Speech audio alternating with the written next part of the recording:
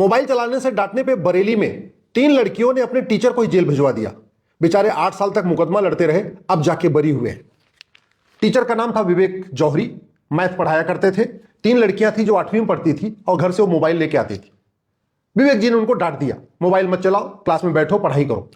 उन्होंने जाके अपने घर में बता दिया कि हमसे छेड़छाड़ करते हैं। माता पिता ने ज्यादा पूछताछ करने की बजाय, ज्यादा जांच करने की बजाय सीधे सीधे मुकदमा लिखवा दिया और विवेक जौहरी को पॉक्सो में जेल भेज दिया गया। 8 साल के बाद अब बेचारे वो बरी हुए हैं। 8 साल तक उन्होंने पारिवारिक अपमान झेला, सामाजिक अपमान झेला। गांव मोहल्ले वालों को भी लग रहा था कि हाँ, ये क्या पता ऐसा किया हो, क्योंकि एक नहीं 3 लड़कियां शिकायत कर रही हैं। रिश्तेदार नातेदार भी सोच रहे थे कि विवेक जौहरी ने क्या पता ऐसा किया हो। कि हमारे देश में एक मेंटेलिटी भी है, जैसे कोई आरोप लग जाता है हम मान लेते हैं कि हाँ, ये ऐसा किया भी हो सकता है। खासतौर पर अगर लड़कियां कोई आरोप लगाती है, महिला कोई आरोप लगाती है, तो पुरुष के मामले में मान लिया जाता है ऐसा किया होगा, और 8 साल के बाद बरी हुए। मैं तो भगवान को धन्यवाद दूंगा कि विवेक जौहरी इतने मानसिक रूप से मजबूत थे कि वो कोर्ट में मुकदमा लड़ते रहे, उन्होंने आत्महत्या नहीं किया। सेम एग्जांपल प्रयाग में विष्णु तिवारी, उनके खिलाफ पॉक्सो का आरोप लगाया, छेड़छाड़ का आरोप लगाया, बलात्कार का आरोप लगाया, SC ST एक्ट उसमें लगा दिया। 20 साल तक जेल में रहे। 20 साल के बाद सबूत के अभाव में भरी, क्योंकि वो पूरा केस झूठा था। आए दिन ऐसी खबरें आ रही हैं, फर्जी SC ST के केस, फर्जी छेड़छाड़ के केस, फर्जी बलात्कार के केस, फर्जी दहेज के केस, फर्जी डोमेस्टिक वायलेंस के केस। और इसके कारण भारत में हजारों की संख्या में लड़के और पुरुष आत्महत्या कर रहे हैं। आज ही मेरे पास बुलंदशहर से घटना आई है। वो लड़की एक्सटॉर्शन कर रही है, फोटो खींच लिया, साथ में दोस्ती करने का, यारी करने का, घूमने टहलने का। पहले उसने आईफोन खरीदवा लिया, फिर कुछ और पैसे ले लिए। अब कह रही है कि नहीं 1 लाख रुपए दो तब तुम्हारा छोड़ूंगा, नहीं तो हम तुम्हें हंगामा करेंगे। जाके लड़के के साथ हंगामा कर रही है, कह रही मैं शादी नहीं करने दूंगी। आज की डेट में लड़के आत्महत्या कर रहे हैं, पुरुष आत्महत्या कर रहे हैं, बूढ़े भी आत्महत्या कर रहे हैं इस फर्जीवाड़े के चक्कर में। दुर्भाग्य देखिए, न इस पे सुप्रीम कोर्ट में चर्चा हो रही है, न हाई कोर्ट में चर्चा हो रही है, न विधानसभा में चर्चा हो रही है, न संसद में चर्चा हो रही है। हाईकोर्ट को केस देख के हाईकोर्ट कितने लोगों को कह देता हाँ भाई सबूत के अभाव में बरी हो गए, लेकिन जिन्होंने झूठा आरोप लगाया उसके खिलाफ कुछ नहीं होता। सुप्रीम कोर्ट दुनिया भर के लोगों को सबूत के अभाव में बरी करता है, लेकिन जिन्होंने झूठे आरोप लगाए उसके खिलाफ कुछ नहीं हो रहा है। ये झूठी शिकायत कैसे बंद हो, झूठी जांच कैसे बंद हो, झूठी गवाही कैसे बंद हो, झूठे मुकदमे कैसे बंद हो, इसके ऊपर न हाईकोर्ट में चर्चा हो रही, न सुप्रीम कोर्ट में चर्चा हो रही, न विधानसभा में चर्चा हो रही है, न लोकसभा में चर्चा हो रही, न राज्यसभा में चर्चा हो रही। और लोग परेशान हैं। आधे से ज्यादा केस खत्म हो जाए अगर हम झूठ बोलने को जघन्य अपराध घोषित कर दें।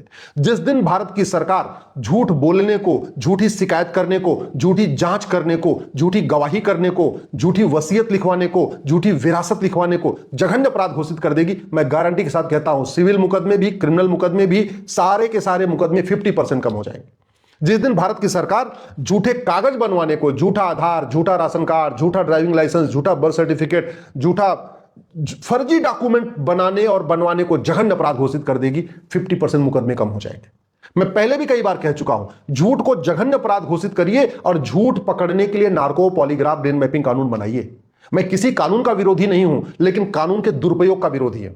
अगर SC ST एक्ट में 10 साल की सजा, आप सजा के लिए कानून बना रहे हैं, तो उसमें यह भी लिखिए कि जो फर्जी SC ST के केस दर्ज करेगा, अगर यह केस साबित हो गया कि वो फर्जी केस था, तो शिकायत करने वाले को 10 साल सजा होगी। देखिए दुरुपयोग बंद हो जाएगा। आप डोमेस्टिक वायलेंस का केस कानून बनाइए, बहुत अच्छा है, जरूरी है बनाना, क्योंकि डोमेस्टिक वायलेंस होता है, लेकिन उसी कानून में यह भी लिखिए कि जो फर्जी डोमेस्टिक वायलेंस का मुकदमा दर्ज कराएगा उसको भी 10 साल की सजा होगी। जो फर्जी छेड़छाड़ का मुकदमा दर्ज कराएगा उसको भी 10 साल की सजा होगी। जितनी सजा होना चाहिए वास्तव में केस में, उतनी सजा होनी चाहिए दुरुपयोग में, उतनी सजा होनी चाहिए झूठ के केस में। अगर पॉक्सो में 10 से 20 साल की सजा होती है, तो झूठा बलात्कार का आरोप लगाने वालों को, झूठा छेड़छाड़ का आरोप लगाने वालों को भी 10 से 20 साल सजा होनी चाहिए। अगर SC ST केस में 10 साल की सजा है, तो जो फर्जी SC ST का केस दर्ज करे उस पर वो भी 10 साल की सजा होनी चाहिए। अगर दहेज के केस में 10 साल की सजा है, तो जो फर्जी दहेज का केस दर्ज कराए उसको भी 10 साल की सजा होनी चाहिए। डोमेस्टिक वायलेंस में 10 साल का केस है, तो जो फर्जी डोमेस्टिक वायलेंस का केस दर्ज कराए उसको भी 10 साल की सजा होनी चाहिए। और इसको रोकना बहुत आसान है। सरकार केवल और केवल नार्को पॉलीग्राफ ब्रेन मैपिंग के लिए कानून बना दे और झूठ को जघन्य अपराध घोषित कर दे और हर जगह अंडरटेकिंग लेना शुरू कर दे। मुकदमे की शुरुआत थाने से होती है। थाने एक व्यक्ति आता है, वो कहता है जी हमारे साथ बलात्कार हुआ, हमें साथ ये हुआ, वो हुआ, जो भी वो आरोप लगाता है, बढ़िया अच्छा उसको लिखने दीजिए, लेकिन उसमें नीचे एक लाइन लिखवाइए कि जितनी बातें मैं कह रहा हूं सब सत्य है और इसके लिए जरूरत पड़ने पे मैं अपना narco polygraph brain mapping test कराने के लिए तैयार हूं। और मुझे यह भी पता है कि झूठी शिकायत करना जघन्य अपराध है, 10 से 20 साल सजा होती है। मैं गारंटी के साथ कहता हूं, वो थाने से अगर उसका केस फर्जी होगा, वो झूठा होगा, वो थाने आके वापस लौट जाएगा और लोगों की जिंदगी बच जाएगी। नहीं तो विवेक जौहरी 8 साल के बाद बरी हुए हैं। 8 साल तक सारे अपमान झेले हैं, लाखों रुपए उनका खर्च हो गया, कितने मानसिक तनाव में रहे हैं। क्या पता उनकी पत्नी भी सोच रही होगी, हो सकता है इसने छेड़छाड़ किया हो। क्या पता विवेक जौहरी के बच्चे भी सोच रहे होंगे, क्या पता मेरे पिता ने छेड़छाड़ किया हो। विवेक जौहरी के माँ बाप भी वो सोच रहे होंगे, क्या पता विवेक जौहरी ने किया हो। और तीनों लड़कियां केवल मोबाइल खेलने से मना किया, वो मुकदमा दर्ज कर दी। 8 साल के बाद विवेक जौहरी तो चलो बरी हो गए, लेकिन उन तीनों लड़कियों को कुछ नहीं हुआ। उन लड़कियों के माँ बाप को कुछ नहीं हुआ। जिन्होंने फर्जी शिकायत कराई उन्होंने कुछ नहीं करा, जिन्होंने फर्जी गवाही दिया उनको कुछ नहीं हुआ। इस तरीके से भारत में लोग तड़प रहे हैं, आत्महत्या कर रहे हैं। जौनपुर में एक यंग इंजीनियर आत्महत्या कर चुका है, आए दिन आत्महत्या कर रहे हैं। और इस समय भारत में महिलाओं से ज्यादा पुरुष आत्महत्या कर रहे हैं। किस लिए आत्महत्या कर रहे हैं? उनको फर्जी केस में फंसा दिया जा रहा है। फर्जी डोमेस्टिक, फर्जी ये, फर्जी वो, दुनिया भर के फर्जी केस में फंसा दिया जाता है। बेचारे हनी ट्रैप का मुकदमे भी झेल रहे हैं। हनी ट्रैप किया जा रहा है, वैसे भी एक्सटॉर्शन किया जा रहा है, दुनिया भर का किया जा रहा है। अगर एक एफिडेविट ले लिया जाए, मुकदमा हो गया, जांच कौन करता है? आईओ, दरोगा करेंगे, थानेदार करेंगे, एसीपी, डीसीपी। पूरी जांच के बाद अगर उनसे एक अंडरटेकिंग ले लिया जाए कि जो मैंने जांच किया है बिल्कुल सत्य किया है, और मुझे पता है कि झूठी जांच करना गंभीर अपराध है, और मुझे पता है कि आवश्यकता पड़ने पर अगर जरूरत पड़ी तो इसके लिए मैं अपना narco polygraph brain mapping test भी करा लूंगा। जो भी जांच करने वाला थानेदार होगा, या छोटा दरोगा होगा, या बड़ा दरोगा होगा, या एसीपी होंगे, या डीसीपी होंगे, मैं गारंटी के साथ कहता हूं जिंदगी में कभी फर्जी जांच नहीं करेंगे। मुकदमा इसलिए लंबा चल रहा है क्योंकि झूठी गवाहियां हो रही हैं। 50-50 गवाह, 100-100 गवाह, आतंकवादी भी 100-100 गवाह इकट्ठा कर लेते हैं, फर्जी गवाह। क्यों? क्योंकि 50-50 हजार रुपए में गवाह मिल रहे हैं। चोरी, लूट, झपटमारी के केस में तो 10-10 हजार में फर्जी गवाह खड़े हो जाते हैं। आपको गवाह ले जाने की जरूरत ही नहीं है। आज की डेट में डिस्ट्रिक्ट कोर्ट में वहीं पे 100-200-500 दलाल घूमते रहते हैं, जिनका काम ही है फर्जी गवाही करना। वो दिन भर में ऐसे पैसा कमा रहे हैं, झूठी गवाही दे के पैसा कमा रहे हैं। अगर जांच हो जाए तो पता चलेगा एक व्यक्ति ऐसा होता है जो साल भर में 100 गवाहियां करता है, और ऐसे लोगों के लिए गवाही कर देता है जिनको कभी जानता नहीं। ये कड़वी सच्चाई है। 20,000, 30,000, 50,000 जैसा केस हुआ, हत्या हुआ, बलात्कार हुआ तो 50,000 रुपए, छोटा मोटा केस है 10,000 रुपए, लोग गवाही भी दे रहे हैं, लोग वहां पे उनकी गारंटी भी ले रहे हैं, सब कुछ वही हो रहा है। जिस दिन भारत में हम फर्जी गवाही को जघन्य अपराध घोषित कर देंगे, उस दिन बाप भी बेटे के लिए झूठी गवाही नहीं करेगा, भाई भी भाई के लिए झूठी गवाही नहीं करेगा, बीवी भी अपने पति के लिए झूठी गवाही नहीं करेगी। मुकदमा चलेगा ही नहीं। अगर एक अंडरटेकिंग ले लिया जाए कि जो मैं गवाही दे रहा हूं ये सब सच है, अगर जरूरत पड़ी तो मैं इसके लिए अपना narco polygraph brain mapping test करा लूंगा, और मुझे पता है झूठी गवाही देने पर 10 से 20 साल सजा होती, कोई झूठी गवाही देगा नहीं। जिस दिन झूठ को गंभीर अपराध किया, झूठा फैसला आएगा ही नहीं। झूठे फैसले को अगर हमने कर दिया तो इस तरीके से रोका जा सकता है।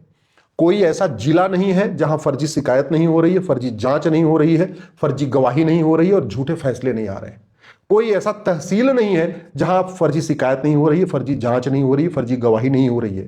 भारत का ऐसा कोई राज्य नहीं है जहां लोग झूठे मुकदमों के कारण परेशान होकर आत्महत्या कर रहे हैं। कुछ राज्यों में बहुत ज्यादा कर रहे हैं, कुछ राज्यों में साल में कम कर रहे हैं, लेकिन आत्महत्या कर रहे हैं। दिल्ली एनसीआर में ऐसे लोग हमसे आके मिलते हैं, बेचारे 20-20 साल से लड़ रहे हैं, 25-25 साल से लड़ रहे हैं। बीवी तलाक देने के लिए तैयार नहीं, एक्सटॉर्शन कर रही है, परेशान कर रही है।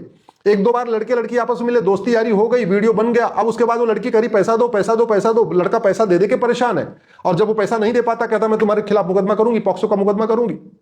क्या भारत की संसद ने इसीलिए कानून बनाया हुआ है। और इस फर्जीवाड़े को रोकना किसकी जिम्मेदारी है? इसकी जिम्मेदारी सरकार की है, इसकी जिम्मेदारी संसद की है, और सबसे बड़ी जिम्मेदारी इसकी जिम्मेदारी माननीय सुप्रीम कोर्ट की है। सुप्रीम कोर्ट का एक फैसला है Selvi versus state of Karnataka का, मैं पहले भी कई बार कह चुका हूं, महाभ्रष्ट जज ने वो फैसला दिया था। जस्टिस बालाकृष्णन का फैसला है, जो अब तक आजाद भारत के सबसे भ्रष्ट जज माने जाते हैं, और उन्होंने ये फैसला इसलिए दिया था जिससे भ्रष्टाचारियों को narco polygraph brain mapping test न हो, जिससे भ्रष्टाचारियों को पकड़ा ना जा सके।